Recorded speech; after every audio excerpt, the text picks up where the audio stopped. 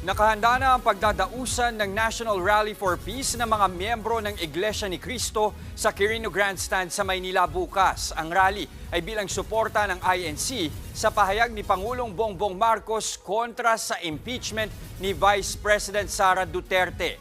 Live mula sa Quirino Grandstand, nasa frontline ng balitang yan si Brian Basa. Brian, ano na ang sitwasyon dyan ngayon?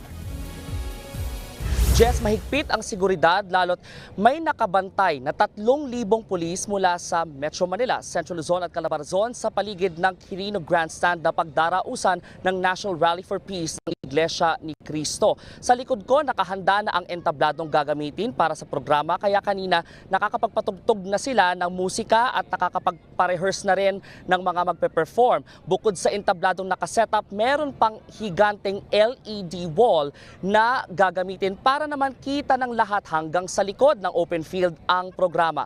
Tatakbo yan ng 2 oras bukas mula alas 4 ng hapon hanggang alas 6 ng gabi. Sa gilid naman ng grandstand, naroon naka-standby ang medical teams kung sakaling may emergency, may portalets din sa paligid ng grandstand. At para mas lalong handa ang seguridad sa venue ay nag-clearing operations ang MMDA at Manila City Government para mapaalis yung mga nakaparada sa paligid ng grandstand. Crucial yan dahil inaasang higit 1 milyong miyembro ng INC ang sasali o inaasahang sasali sa rally bukas. At manggagaling pa sila sa iba't ibang probinsya kaya nakita nga namin na yung mga placards na nakahilera, yung ibang mga nauna rito nakapagpa-picture na rin sa mga placard nila. May mga photo wall pa rito sa open field para sa ibang gustong magpakuha ng litrato.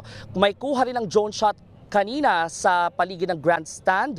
Normal pa ang lagay ng trapiko pero dahil sa dami ng inaasahang tao, may mga isasarang kalye. Kabilang dyan ang Katigbak Drive, South Drive, Rojas Boulevard, TM Calao, Bonifacio Drive, P. Burgos at Maria Orosa.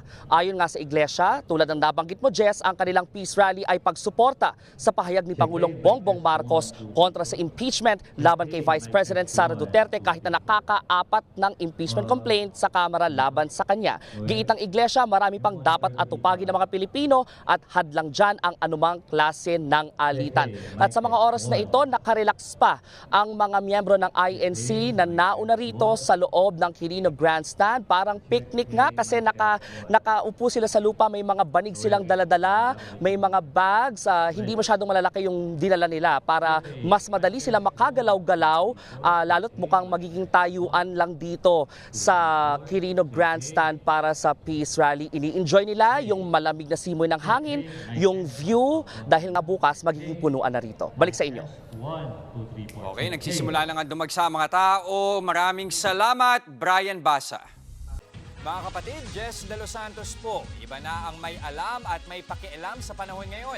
Para sa tuloy-tuloy na balitaan sa Frontline kahit weekend, mag-follow at mag-subscribe sa social media pages ng News 5.